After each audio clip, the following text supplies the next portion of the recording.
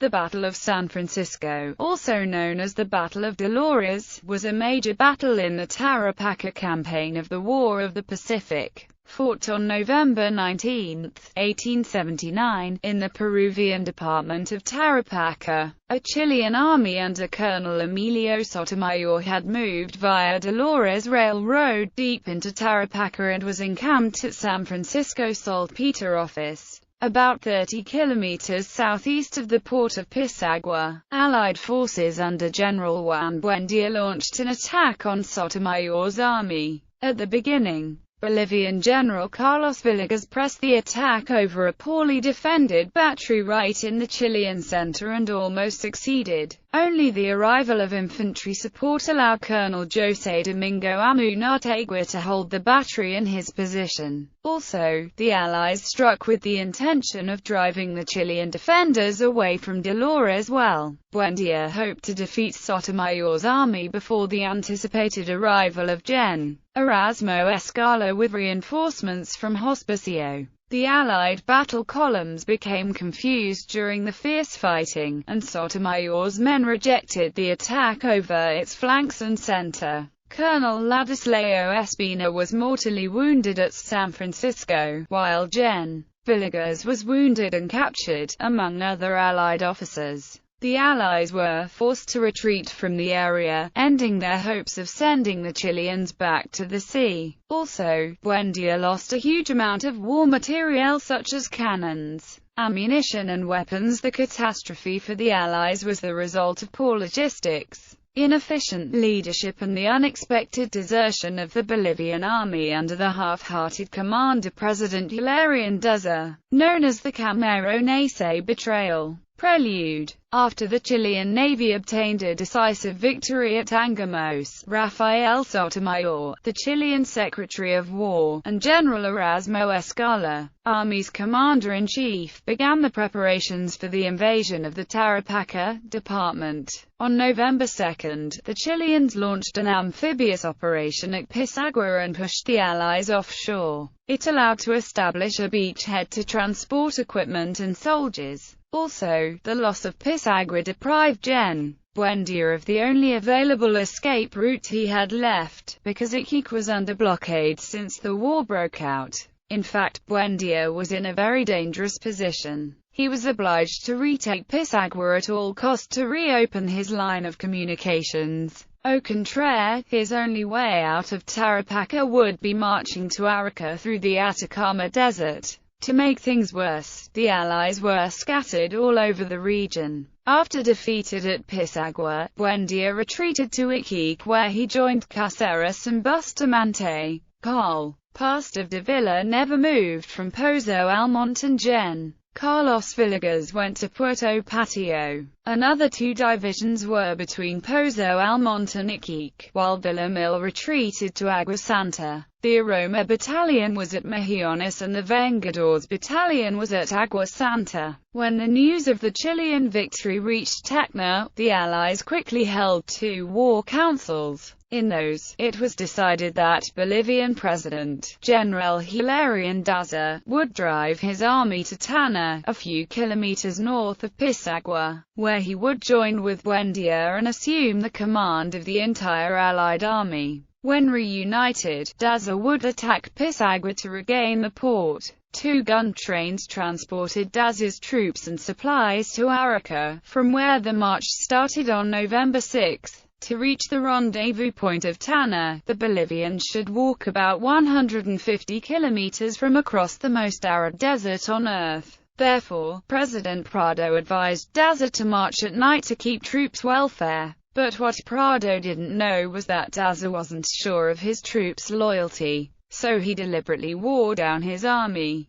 The men marched on daylight across the desert and were allowed to bring wine with them. When Daza reached Cameronese, he had already lost 200 men. Using this as excuse, the column countermarched to Arica without meeting with Buendia. This is known until this day as the Cameronese betrayal. When Buendia was notified of the battle plan decided at Tacna, he began to gather his army. He left Iquique on November 5 with 3 battalions and moved northeast, deep into the Tarapacá department. Buendía spent almost 2 weeks gathering his divisions, completing his army only by the 16th, when he reached Agua Santa. The Allies marched to Negreiros on the 17th, then turned north and advanced to Porvenir. From here Buendía would march to encounter Daza at Tana, passing through Santa Catalina. At 3 p.m. of November 19, the Allied vanguard saw the Chilean army occupying San Francisco Hill. On the Chilean side, right after the victory of Pisagua, Lt. Colonel José Francisco Vergara proposed an immediate reconnaissance to scout for water supplies.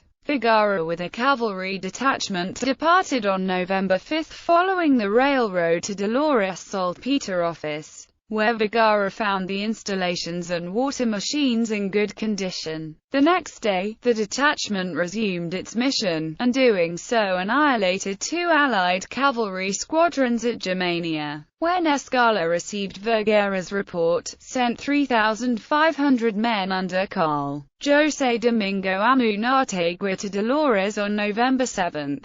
The next day, Col. Martiniano Uriola with another 2,500 soldiers followed as reinforcements. Both columns joined at Dolores on November 10 and seized the water well and the nearby Saltpeter office. Col. Emilio Sotomayor, brother of War Minister Sotomayor, arrived to Dolores and assumed command of the troops. Besides, he sent scouts to Jaspampa, Tana and Tivolish looking for Daza. A cavalry scout spotted the Allied advance over Dolores at 6 p.m. of November 18, near Agua Santa. Immediately, Sotomayor sent Col. Amunátegui with a regiment, 2 cavalry companies and 1 battery to Santa Catalina, about 6 kilometers south of Dolores. 2 hours later, Col. Juan Martinez, Atacama Battalion was dispatched as reinforcement. Simultaneously, Col. Ricardo Castro was ordered to return from Jaspampa, where he was sent with 1,800 men to wait for Daza's army.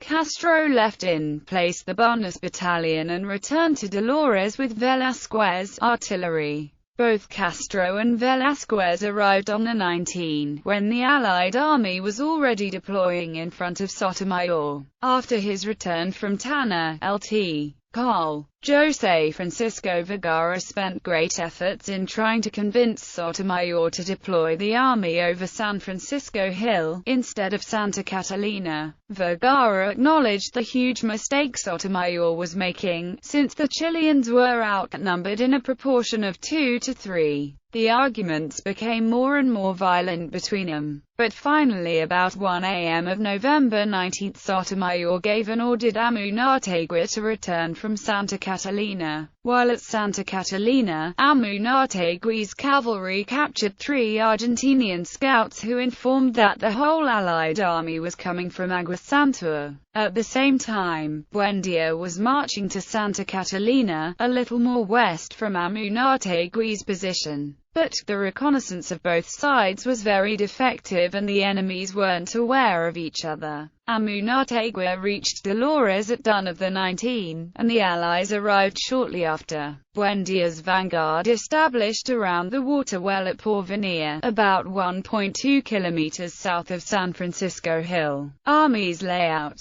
Chilean battle plan and disposition. The Chilean deployment centered on the twin hills of San Francisco, where the northernmost of them elevated about 300 meters, dominating the extension surrounding Santa Catalina, and to the east the space where runs the railroad from Pisagua to Agua Santa. These hills were accessible only from the south and the east, forming a natural bastion before the water well and the installations of Dolores. Amunátegui set there with the 4th Line Rect and the Atacama and Coquimbo battalions, disposing salvos 63 artillerymen and their 8 cannons, covering south and west. According to the battle evolution, plus another 6-piece battery, and 2 Gatling machine guns of Sergeant Major Benjamin Montoya pointing east. The Valparaiso and Navales battalions and the Buin 1st Line Regiment, under Uriola, supported a 6-cannon battery directed by Captain Roberto Wood and another 6 mountain cannons led by Captain Eulogia Villarreal. In consequence, the artillery could attack the plain over the west, south or southwest, depending on the battle development, with no obstacles thanks to its elevation. The rough mountain zone over the railroad prevented any infantry incursion between San Francisco and La in Canada, so the Chilean camp over the double hill didn't fear of being attacked from its rear guard. The station, the wind generators and the buildings of the mining company of Dolores were in the center of the defense disposition. Since the Tres Clavos Hill, although less elevated than San Francisco Hill, was covered with 4 cannons, while 400 cavalrymen under Soto Aguilar were as reserve at west of La in Canada. The San Bartolo Hill was defended by the 3rd Line Regiment, on the Chilean right wing. Allied battle plan and disposition. Buendia's plan was to break the Chilean defense at Dolores, seizing the water wells and cutting the enemy's escape route. He would direct the offensive over Dolores with his right wing, while Caceres and Suarez would onset the southwest face of San Francisco Hill with 3 divisions. On the left wing, the Bolivians under Pedro Villamil would attack the northwestern edge of the hill, turning right to join at La in Canada with Buendia, who wanted to engulf the Chilean positions to take possession of Dolores. A little later, the Allied command knows that Daza has retreated to Tacna from Cameronese. General Buendia divided his 9,000 troops in 3 columns. In this plan, Buendia counted on Hilarion Daza's Bolivian troops, but the latter decided to return to Arica after a long and extenuating march. The 3 columns were placed under the command of Belisario Suarez, Andres Caceres and Buendia himself. Suarez's column was formed by the Villamil, Bolognesi and Villarda divisions. These units were composed of the Cazadores de Cuzco N5, Cazadores de la Guardia N7, Ayacucho, Guardia de Arequipa, Aroma, Vengadores, Victoria and Colchaca battalions. Buendia had under his command the Villegas, Bustamante and Davila divisions, formed by the Ayacucho N3, Provisional de Lima N3, Cerro de Pasco, Puno N6, Lima N8, Alimani, Olaneta, Porcarpata, Dalance battalions, besides 2 cavalry squadrons and a 6-cannon battery. The battle. At 1 p.m., Sotomayor established his position. The Chilean army counted now with 6,500 men and 34 cannons, thanks to Castro and Velázquez, which joined in time and set between San Bartolo and Tres Clavos hills, behind the train station and the railroad in a way that could limit the access to Dolores from the plain. The Atacama and Coquimbo battalions reinforced the position at San Francisco. Buendia, notified of these reinforcements, was eager to attack immediately. The soldiers prepared for battle, but Suarez claimed for a delay, pointing out that the troops were exhausted and hungry. Buendia agreed and issued a countermand, making his men to return to previous positions. All this movement and agitation confused the Chileans, who couldn't decipher what was going on in the Allied army. Therefore, when Salvo saw an incoming scout mission sent earlier by Suarez, he thought it was an attack and fired a warning shot upon them. Some units from Caceres and Suarez divisions rushed to aid their companions, believing that this was the battle signal, and assaulted Salvo's position in disarray. Despite the officers' efforts, the battle started. Actions at the center. The Allies immediately set their plan in motion. Villegas began the attack with 4 companies in guerrilla formation under Col. Ladislao Espina, followed by the rest of the Ayacucho, Puno, Alimani and Olaneta battalions.